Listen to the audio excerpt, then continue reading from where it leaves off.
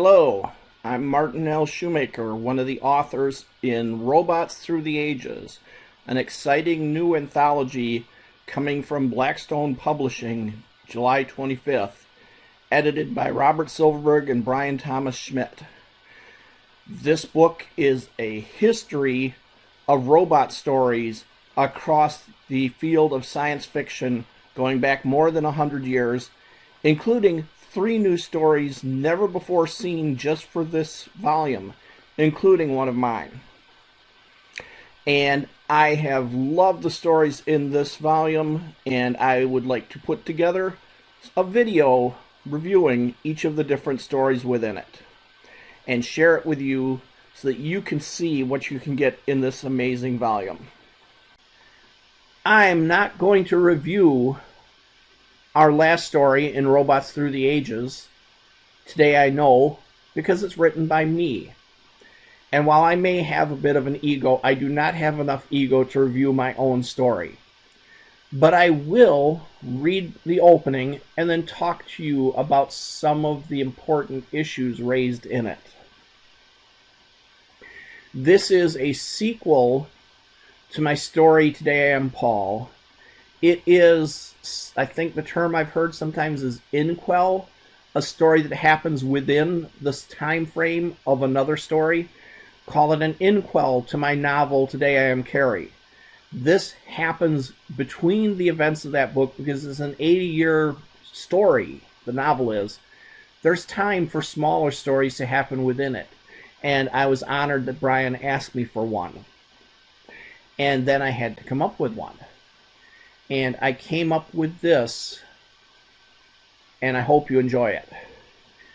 Today, I stand in front of the Parker house, trying to think of another option. I see none within the limits of my programming. I must act. I am in my neutral form as I approach, a nondescript android with simple facial features, not emulating any person. Veronica knows me in this shape, so I will not surprise her. I step up to the door and push the buzzer. The door screen lights up with an animated orangutan. "Can I help you?" the computer asks. "I am Carey Owens. I would like to speak with Veronica Parker." The orangutan picks its teeth with one long finger. Finally it says, "Miss Parker will be here shortly." I pass the first hurdle. She will talk to me. For those who haven't read Today I Am Paul or Today I Am Carey, this narrator, Carey Owens, is an android with 2 unique abilities. It can sense emotions and analyze them and understand what you are feeling, and also it can pretend to be you or some other person whom it has met. And so if it understands you well, it can pretend to be you well. And it uses these abilities early on to comfort and care for an Alzheimer's patient whose family can't always come and visit, so the android pretends to be them. And you can't pretend to be somebody without understanding them well and understanding how the disease is affecting them just as much as the patient. And so Carey's limitation, it gains the name Carey in the novel, Carey's limitation is it understands these, but it is a legal medical device operating in a future United States of America where we have the health insurance privacy something, the law we call HIPAA, which protects your medical records so that only you and your doctor have access to it. If Carey has diagnosed a condition that you are suffering from, it can't tell anybody else without your permission. But it can talk to you and it can listen. And this is why editor Bryan Thomas Schmidt wanted to include this story, especially when he read it. He'd asked for a Carey story. The particular Carey story was important to him once he'd read it. And this is why he asked, and I agreed, to dedicate the story to Allie Doss and Sarah Prideaux.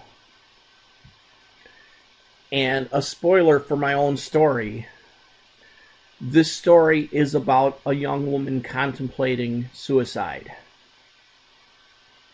and what Carey can and cannot do to try to help her.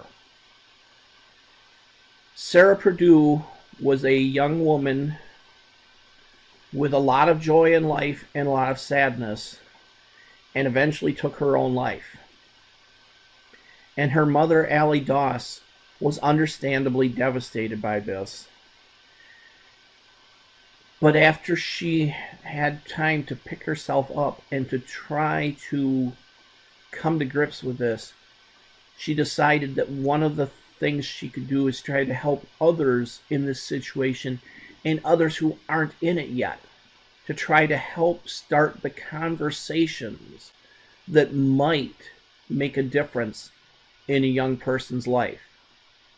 And she created the organization Speak Up, Break the Silence in concert with the parents of another suicide victim. Their QR code is over on the right to take you to there to learn about what they do, to see the resources they have to help you if you're in trouble or to help you understand someone who's going through troubles.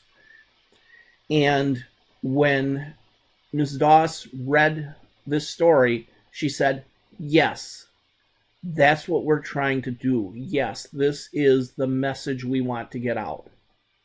And so I'm not going to tell you anything more about my story, but I hope if you have trouble of your own, you reach out to Speak Up or Suicide Hotline or a friend.